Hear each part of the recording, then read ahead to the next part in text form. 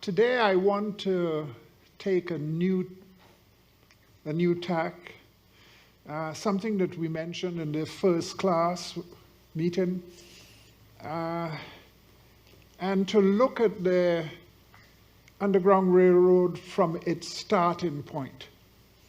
I must admit, if this class had gone on longer, we would have spent more time on other aspects of the Underground Railroad, but I had to be selective. And I want to look at the starting point. Writing on the eve of the Civil War, observers, many of them, concluded that in running away, the enslaved were the driving force behind the Underground Railroad.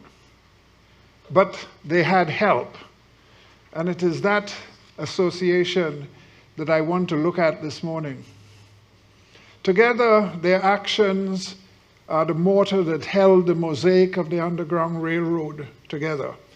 What prompted them to leave the places and family that they knew for the uncertainty of a life among strangers?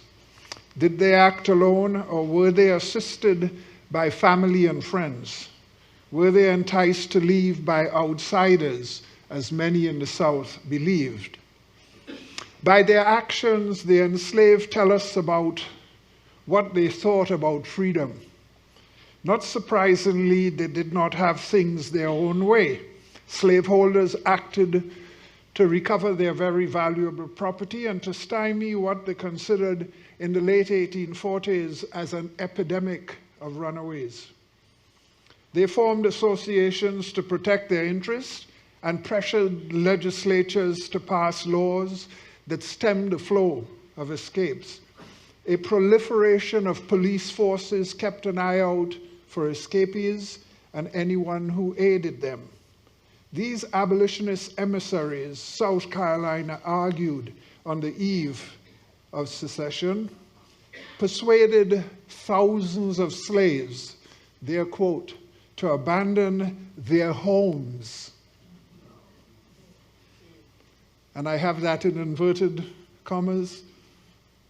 Those who left, they said, were incited by emissaries, books and pictures to servile insurrection, another quote. The citizens of the South were deprived of their property, and in attempting to seek redress as promised by law and the Constitution, had sometimes lost both, and another quote, their liberty and their lives. The best way to understand the nature of the conflict between escapees and the system they threaten to undermine is to tell the stories of those who defied the odds to attain freedom.